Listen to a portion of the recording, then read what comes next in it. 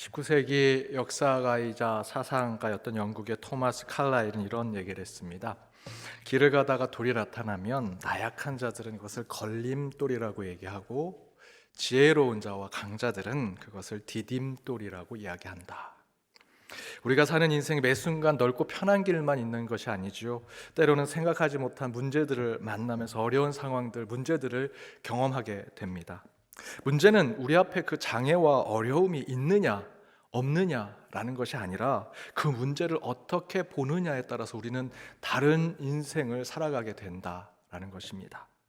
그 문제와 그 어려움을 내 인생의 걸림돌이라고 생각하면 항상 우리는 그 걸림돌에 넘어지는 인생을 살게 됩니다. 그러나 그 장애와 고통을 내 인생의 디딤돌이라고 생각하면 우리는 반드시 그 디딤돌을 통해서 다음 단계로 도약하는 인생을 살아가게 되지요. 여러분은 어떤 어려움 중에 계십니까? 어떤 고통을 겪고 계십니까? 그것을 걸림돌이라고 생각하지 마십시오. 하나님이 주신 디딤돌이라고 생각하시고 이겨내시고 버텨내십시오. 반드시 그것을 통해 하나님께서 저와 여러분에게 크고 비밀한 일을 허락해 주시리라 믿습니다. 그렇게 이겨내게 해주시는 성령의 힘으로 그 여러분 앞에 있는 그 디딤돌을 밟고 일어서서 항상 주님이 주신 복된 삶을 사는 저와 여러분 모두가 되시길 주님의 이름으로 축복합니다. 우리 옆에 있는 분들과 이렇게 인사 나누길 원합니다. 성령으로 이겨냅시다. 성령으로 이겨냅시다. 성령으로 이겨냅시다.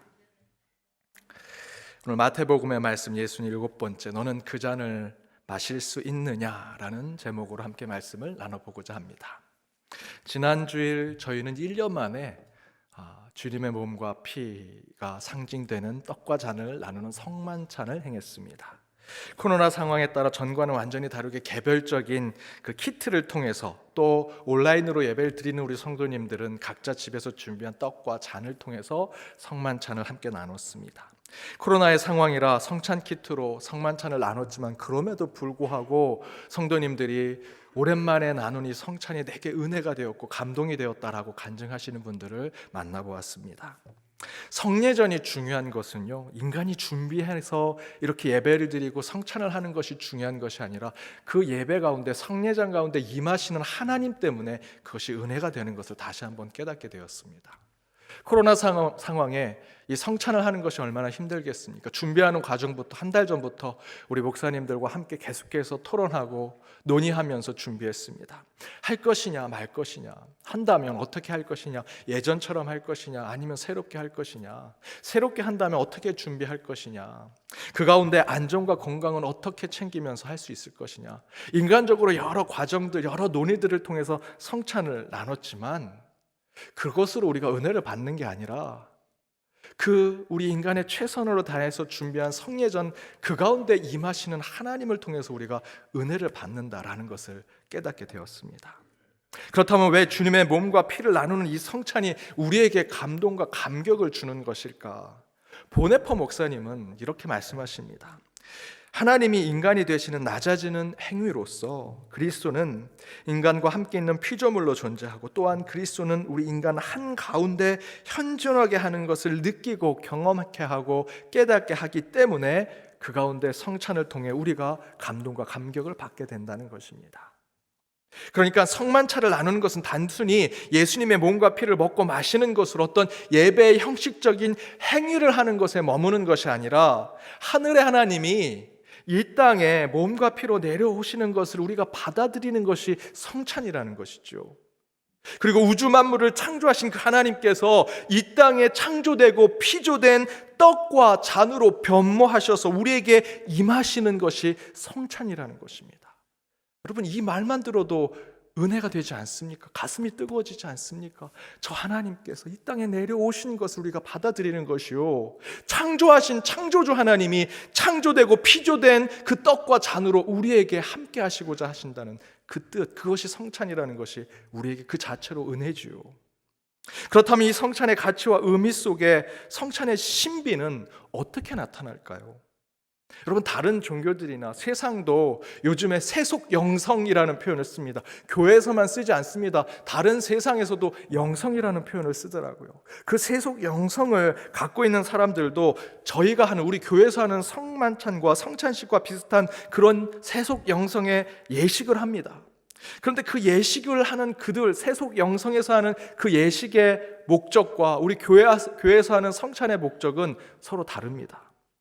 그들은 그런 예식으로 우리 인간이 신과 합일이 된다라는 것이죠. 우리 인간이 하나님이 되고 신이 되는 것이 그들의 목표입니다. 세속 영성에서는 그런 예식을 통해, 종교 예식을 통해 내가 하나님이 된다, 내가 신이 된다는 것을 찾으려고 합니다. 그래야 뭔가 신비로울 것 같습니다. 그렇지 않겠습니까? 뭔가를 먹고 그것이 하나님이 되는 현상을 경험해야 신묘막측한 경험을 하는 것이라 생각하겠지요. 그런데 우리 기독교에서 하는 성찬식은 다른 목적을 가지고 있습니다. 성찬은 우리가 예수님의 몸과 피를 떡과 잔으로 먹음으로써 하늘의 하나님처럼 되는 것이 아니라 그 하나님이 이 땅에 인간으로 내려오신 예수님처럼 고난받는 자, 종이 되는 자, 대신 질고를 받고 채찍을 맞음으로 희생하는 자 되겠다는 결단을 표현하는 것이 바로 성찬식이라는 것입니다. 그래야 우리가 주님의 떡과 잔을 먹고 우리 교회 안에서 하나가 될 수 있지 않겠습니까? 그렇지 않으면 여러분, 세상의 지위, 이 교회 밖에서 여러분이 가지고 있는 물질과 여러분의 능력, 지식, 그것으로 이 교회 안에서는 절대 하나 될 수 없습니다. 여기서 떡과 잔을 먹고 우리가 지금 세상에서도 높은 지위에 갖고 있는데 여기서 떡과 잔을 먹고 더 높이 하나님처럼 신처럼 되고자 한다면 누가 여기서 하나된 교회, 하나된 공동체가 될 수 있겠습니까? 주님의 몸과 피를 나눠 먹고 우리 모두가 그 십자가 아래에서 주님처럼 종이 되겠다, 섬기는 자 되겠다, 그런 결심을 하는 것으로 성만찬이 우리 모두를 하나로 만드는 것이지요. 따라서 우리 기독교의 성찬의 신비는 우리 인간이 신과 합일하여 높아지는 것이 신비가 아니라 도리어 기독교의 성찬은 우리 인간의 몸으로 오신, 피조된 인간의 몸으로 오신 예수 그리스도를 영적으로 경험하는 신비를 갖게 된다는 것입니다. 저희 이전 교회에서는 우리 권사님들이 포도가 가장 좋을 때 가장 좋은 포도를 써서 포도주를 담그셨습니다. 제가 1부, 2부 때는 우리 교회는 그렇게 안 한다고 얘기를 했습니다. 그렇게 설교를 했는데 바로 피드백이 들어왔습니다. 목사님, 우리 교회도 포도주 담가요.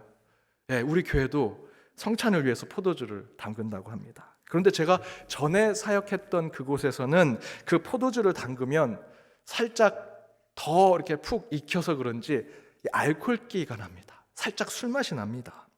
근데 하루는 제가 부교육자여서 예수님의 잔을 나누려고 이렇게 성도님들과 잔을 나누는데 이제 막 세례를 받으신 한 남자 성도님이 그 예수님의 잔 포도주를 마시고는 이런 소리를 내셨습니다. 술 마실 때 나는 그 소리를 하신 겁니다.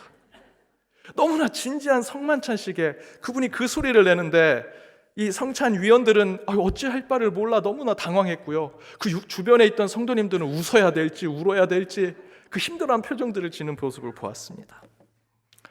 또 저는 미국 장로교회에 있는 속한 교회에 있었습니다. 그 미국 장로교회는 어린 자녀들도 성찬에 참여할 수 있습니다. 이제 우리 교회도, 우리 교단도 이제 유아 세례를 받으신 우리 자녀들, 또 유아 세례를 받았지만 입교는 하지 못했지만 유아 세례를 받은 분들도 함께 성찬에 참여하실 수 있지요. 그런데 제가 연동교회 오기 전에 그 사역했던 곳에서는 성찬을 나눌 때 저는 이렇게 따로 우리는 전병을 나눠주지만 제가 직접 우리 성도님이 만드신 빵을 직접 떼어서 그 빵을 조금씩 나눠줬습니다. 하루는 그렇게 성찬을 끝냈는데 한 꼬마 아이가 유아 세례를 받아서 성찬을 함께 나눴던 꼬마 아이가 교회 밖에서 시무룩하게 있는 겁니다. 그래서 제가 찾아갔습니다. 왜 그래? 왜 이렇게 입이 삐쭉 나왔어? 뭐가 마음에 안 들었어? 그랬더니 이 친구가 이렇게 얘기합니다. 목사님이 성찬 나눌 때 저한테는 요만큼 주시고 제 친구한테는 빵을 이만큼 주셔서 목사님, 저는 사랑을 덜 받는 것 같아요. 이렇게 얘기합니다. 이런저런 에피소드들이 있습니다.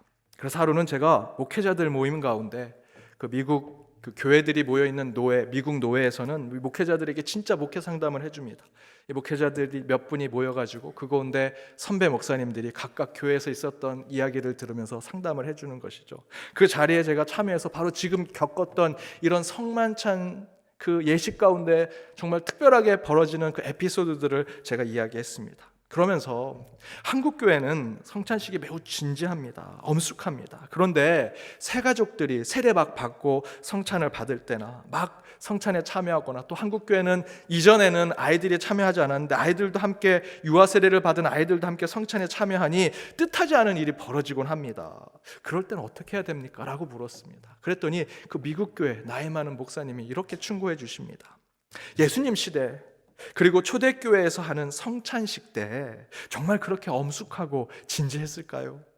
도리어 초대교회 때는 모든 사람들이 지금 교회 다니는 사람보다 더 몰랐고 무지했습니다. 오히려 더 새신자 같은 사람들이 많았을 것이고 성찬에 형식도 없었을 것입니다. 지금보다 더 많은 새가족, 더 많은 아이들, 더 많은 이방인들이 많았을 텐데 그들이 성찬에 참여했을 때 진지하고 엄숙했을까요? 그런 질문하면서 그 목사님이 그러지 않았을 겁니다 라고 얘기하십니다. 더 오픈되고 더 열려져 있고 더 눈높이를 낮추면서 은혜와 감격과 감사가 넘치는 성찬을 했을 것이라고 제게 조언을 해주면서 그 조언에 제가 위로를 받았던 적이 있습니다. 왜 그럴까요? 예수님의 몸과 피를 먹고 우리 인간이 하나님이 되고 예수님처럼 되는 것이 아니라 도리어 우리는 하늘의 하나님이 이 땅에 인간으로 오신 것을 감사하고 기념하기 위해서 하는 것이 성찬이기 때문에 우리는 그 가운데 오히려 감격을 느끼고 더 감동을 하며 자유롭게 기쁘게 그 성찬을 표현해야 하는 것이죠. 하지만 사람들은 이 성찬식을 통해서 우리가 마치 떡과 잔을 먹어 예수님처럼, 하나님처럼 내가 그렇게 될 것이다 라고 생각하는 잘못된 생각으로 참여하는 그런 경우가 많습니다.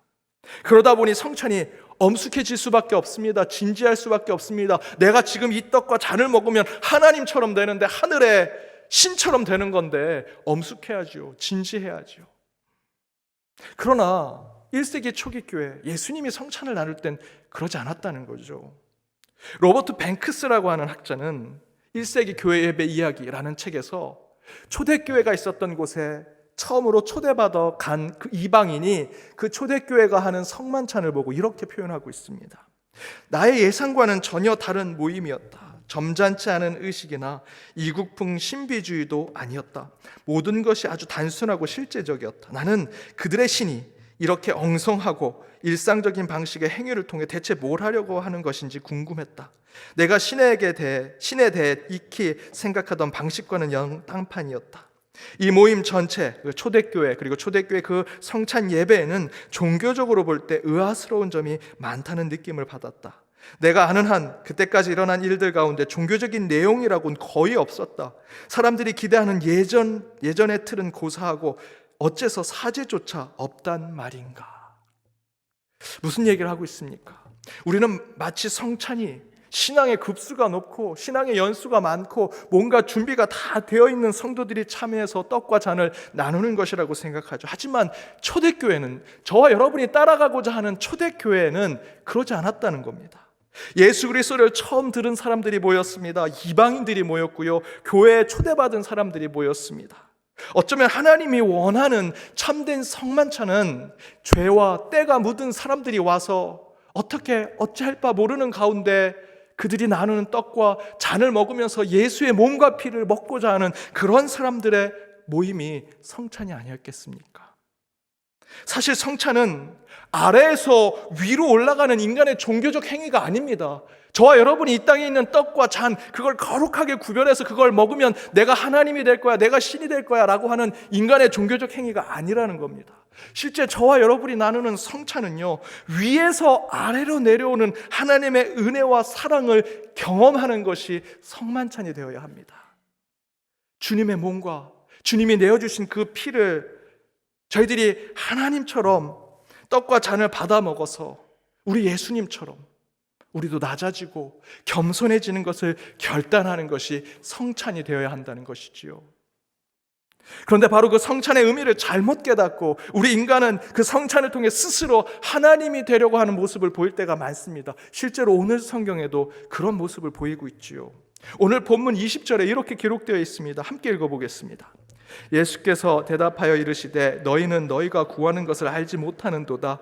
내가 마시려는 잔을 너희가 마실 수 있느냐? 그들이 말하되 할 수 있나이다. 어떤 상황에서 이 말씀이 나왔습니까? 20절을 보니 세베대의 아들의 어머니가 그 아들들을 위해서 예수님께 요구하죠. 21절에 보면 예수님 당신이 왕이 되면, 하나님이 되면 그 옆에 내 아들들이 좌편과 우편에 앉게 해주십시오라고 얘기하는 겁니다. 세베대 그 아들들을 위해 그 어머니가 예수님께 청탁을 하고 있는 거죠. 아들들을 잘 되게 해달라고, 봐달라고 얘기하는 겁니다. 그러자 예수님께서 말씀하신 것이 20절 말씀입니다. 나는 도대체 너희들이 구하는 것이 뭔지 모르겠다. 내가 마시려고 하는 이 잔을 너희가 마실 수 있겠느냐라고 물으시죠. 그때 형제들이 예, 마실 수 있습니다 라고 얘기합니다. 그러나 여러분, 여기서 이야기하는 예수님께서 말씀하신 이 잔을 너희가 마실 수 있느냐라고 하는 그 잔과 세베대의 아들들이 예, 마실 수 있습니다 라고 얘기하는 그 잔은 서로 같지 않습니다. 다른 것이지요. 여기서 예수님께서 말씀하시는 이 잔은요, 지금 이 세베대 아들들이 마시겠다고 하는 이 잔은 사실은 삼국지 여러분 맨 앞장에 보면 도원결이라는 제목으로 나오죠. 유비, 관우, 장비가 이 혼탁한 세상 속에 이제 우리가 의형제가 돼서 하나가 돼서 피를 나눈 형제가 돼서 이 술잔을 기울이면서 우리가 이 땅을 바꾸는 지도자들이 됩시다 라고 하는 그때 나눈 술잔의 의미를 가지고 있습니다. 하지만 세베대의 두 형제는 아마 그렇게 생각했겠죠. 예수님이 주시는 그 술잔을 받아 먹으면 이 삼국지에 나오는 이 유비, 관우, 장비처럼 우리가 이제 예수님 옆에 장수가 되어서 높은 자리에 앉겠지. 어머니도 그런 뜻의 청탁을 한 것일 겁니다. 그러나 예수님께서 22절에 말씀하신 이 잔은요, 사실은 그런 것이 아닙니다. 하나님이 지정하신 죽음을 받아들이는 것의 의미를 가지고 있습니다. 이 잔은 순교의 잔입니다. 희생의 잔이고요, 십자가의 잔입니다. 구약 성경 외로 읽혀지는 이사야의 순교라고 하는 책의 5장 13절에 이런 예언이 적혀져 있습니다. 하나님은 오직 나를 위해서 순교의 잔을 준비하셨다. 하나님은 예수 그리스도 그의 독생자 예수를 위해 순교의 잔을 준비하셨다라고 이야기합니다. 바로 그의 말의 예언대로 예수님은 순교와 대속을 위해, 희생과 겸손을 위해 이 잔을 마시겠다라고 말씀하시는 것이고요. 더불어 예수님께서 그 두 제자에게도 너희들이 이 잔을 마시겠느냐라고 질문한 것은 그 순교의 잔을 나랑 함께 나누겠느냐, 나와 함께 종의 자리로 내려가겠느냐, 나와 함께 십자가를 지겠느냐라는 질문이라는 것입니다. 곧 예수님은 너희가 순교의 잔을 마시겠느냐 라고 하는 것으로 이제 너희가 이 잔을 먹고 하나님처럼 되고 다른 어떤 신이 되는 것이 아니라 이제 나와 함께 십자가의 아래로 저 밑에 종이 되는 자리로, 순교의 자리로 내려가야 한다라는 말씀인 것이죠. 도리어 예수님께서는 그 제자들이 생각한 것과는 다르게 창조주이신 주님께서 피조물인 포도주로 임재하시는 것처럼 이제 낮아지겠다, 이제 겸손해지겠다, 이제 죽음으로 희생하겠다라는 그런 자리로 내려와야 된다라는 것이 내가 잔을 마시겠느냐라는 질문이라는 것입니다. 그런데 이 세베대의 형제는 무엇이라 얘기합니까? 22절에 우리가 마실 수 있습니다. 이 표현은 예수님의 뜻을 제대로 깨닫지 못하고 말하는 것이죠. 앞에 말씀드린 대로 이 잔을 마시면 예수님처럼 되고 무엇인가 대단한 신처럼 역할을 하게 될 것이라 교만하게 생각하면서 그 잔을 마시겠다라고 얘기하는 것입니다. 그러나 그 잔은 예수님께서 하늘 보좌를 버리시고 이 땅에서 우리를 구원하시기 위해 흘리신 보혈이고요, 하늘이 아닌 이 땅에서 죽기까지 복종하심으로 보여주신 대속과 순교에 흘리신 피라는 것을 우리는 잊지 말아야 합니다. 따라서 우리는 성찬의 바른 의미를 품고 살아야만 매 순간 형식이 아닌 일상 속에서 경험되는 주의 성찬의 온전한 영성의 삶을 살아갈 수 있을 것입니다. 그렇다면 지난 부활주일에 성만찬과 더불어서 매 순간 우리가 경험하는 성만찬과 같은 일상의 신앙의 삶 가운데 어떻게 성만찬의 신앙의 삶을 살아갈 수 있을까?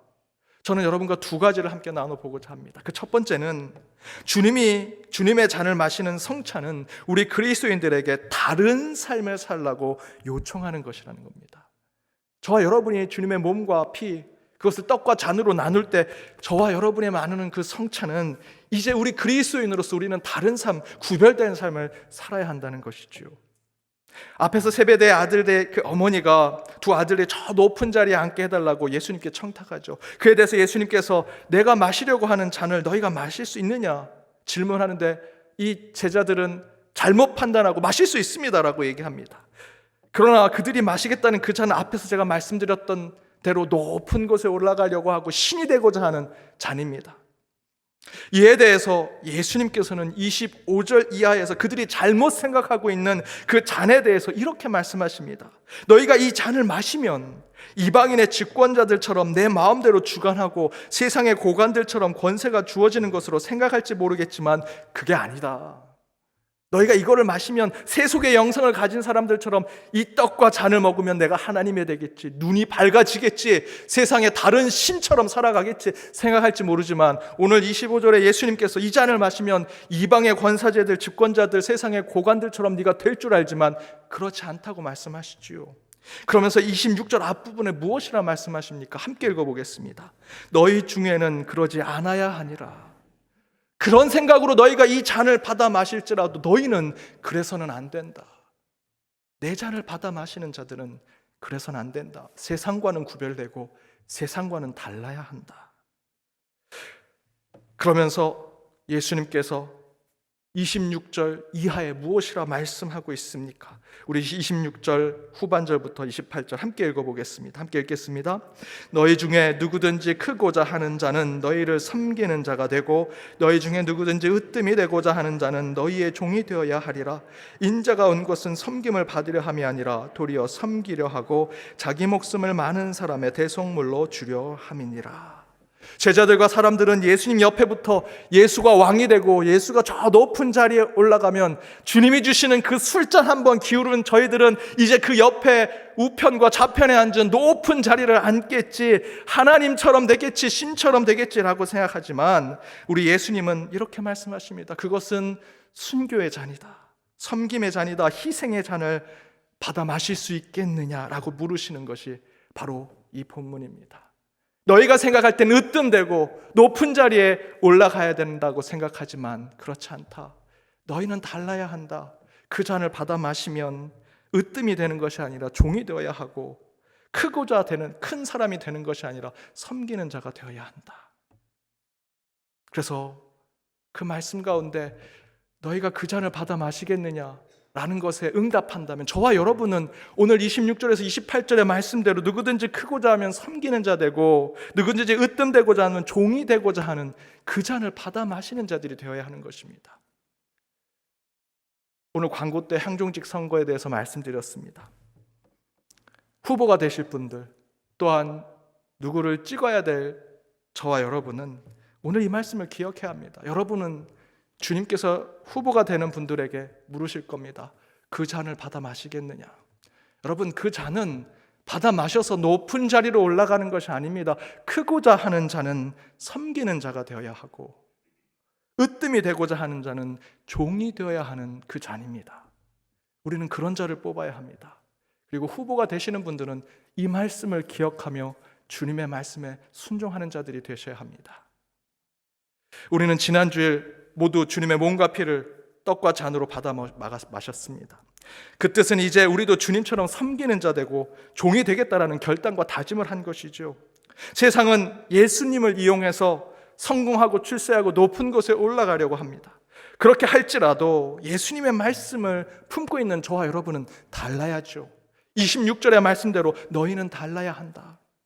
너희는 그 잔을 먹고 마셔 섬기는 자 되어야 하고 종이 되어야 하고 세상과 다른 구별된 자의 삶을 살아야 한다는 것입니다. 그것이 예수를 바로 쫓는 자, 예수를 바로 따르는 참 그리스도인의 모습일 것입니다. 유럽에서 한참 전쟁 중에 한 천주교 신자가 총에 맞아서 이제 곧 임종을 앞두게 되었습니다. 전우들이 그 임종을 앞둔 그 병사에게 마지막 소원이 무엇이냐고 물었습니다. 그러자 이 죽어가는 이 병사가 자기가 한평생 지었던 죄를 고해성사하고 싶다고, 신부님을 만나고 싶다고 얘기합니다. 그런데 그 부대에 군종 신부가 총 맞아 죽었습니다. 어쩔 수 없이 그 적진에 있는 그 신부를, 군종 신부를 모시고 왔습니다. 그리고 그 적군 신부에게 그 죽어가는 병사가 모든 것을 다 고해성사를 합니다. 그리고 적군의 신부는 진심으로 그 임종하는 병사의 고해성사를 받아주며 하나님께 용서를 구합니다. 그리고는 다시 자신의 적진으로 돌아갑니다. 그런데 이제 곧 죽게 될 이 부상당한 병사는 고해성사를 한 후에 뜨거운 눈물을 흘리면서 신부님이 나를 용서해 주셨다, 하나님이 나를 용서해 주셨다 반복하면서 감격의 눈물을 흘립니다. 그러자 같은 병사들이 당연히 신부님인데 네가 고해성사하면 다 받아주시겠지, 뭘 그렇게 우냐고 물어봅니다. 그러자 임종을 앞둔 그 병사가 이렇게 얘기합니다.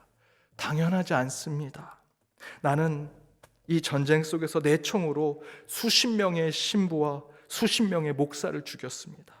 마을마다 있는 성당과 교회에 찾아 들어가 교회에 숨어있는 사람들을 모두 총으로 쏴 죽였고 칼로 찔러 죽였습니다. 그런데 그 신부님은 저의 그런 모든 죄악을 들으시고 진심으로 용서해 주셨습니다. 사랑하는 여러분, 우리 교회는 달라야지요. 우리 교회 성도들은 달라야 합니다. 생산과 똑같다면 왜 예수님께서 생명을 내어주시기까지 하면서 우리를 십자가에서 구원하셨겠습니까?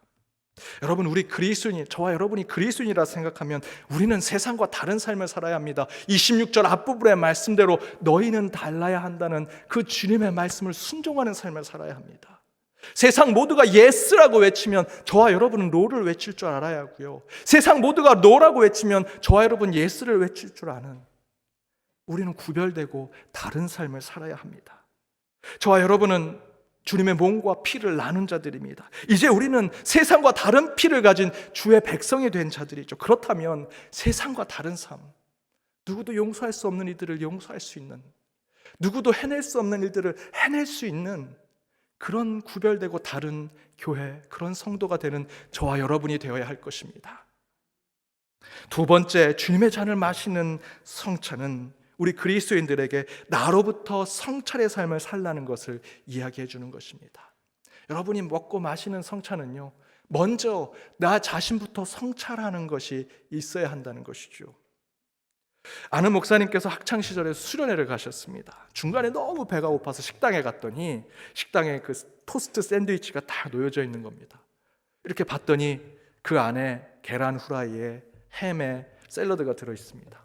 하나를 먹으면 너무 티가 날 것 같아서 한 샌드위치 안에 있는 계란 후라이만 쏙 빼서 먹었다고 합니다.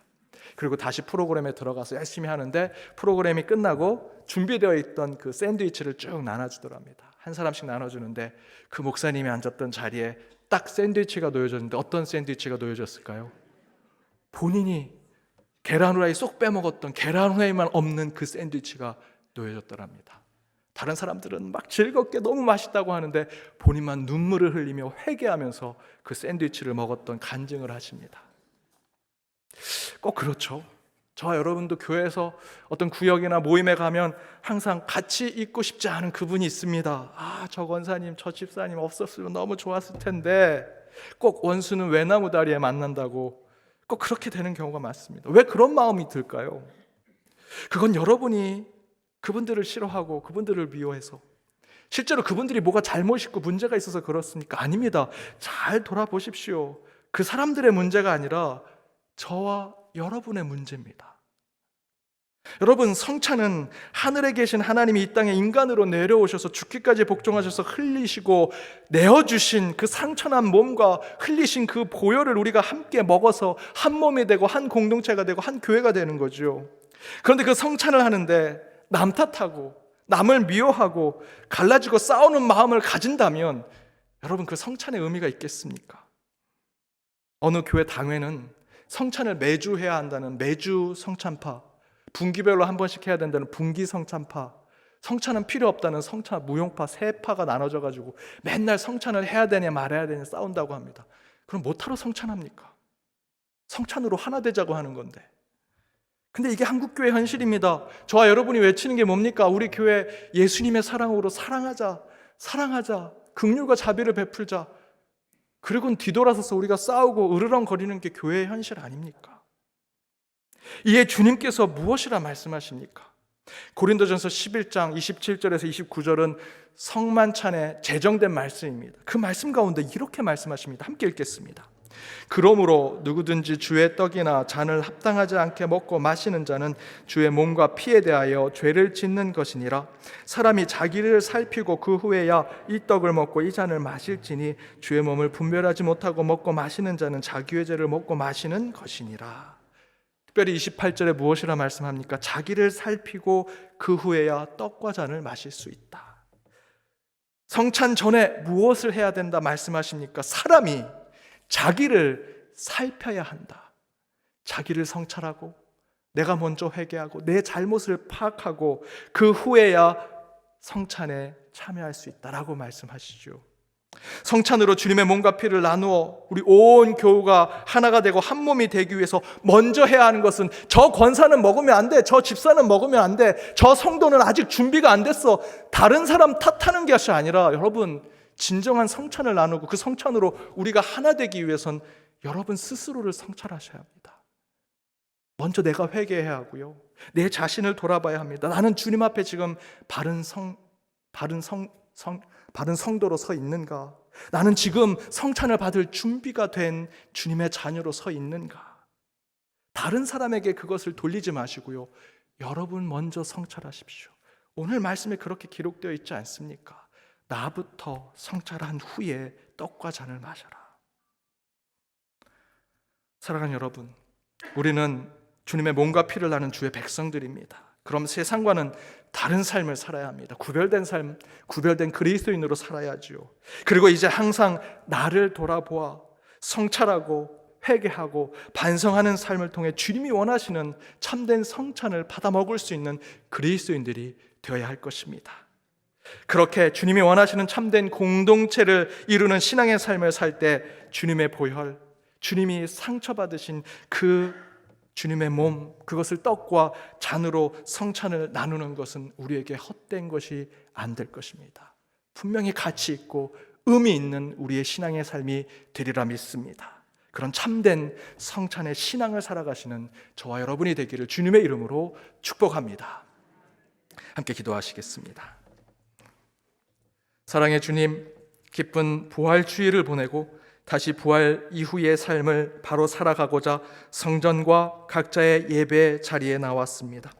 예수 부활 이후 이제는 성령을 사모하는 삶을 살되 십자가를 통해 주신 주의 보혈과 주의 채찍 맞은 그 몸을 우리 심령에 품고 매일 매 순간 성찬의 신앙을 살아가는 우리 모두가 되게 하여 주옵소서.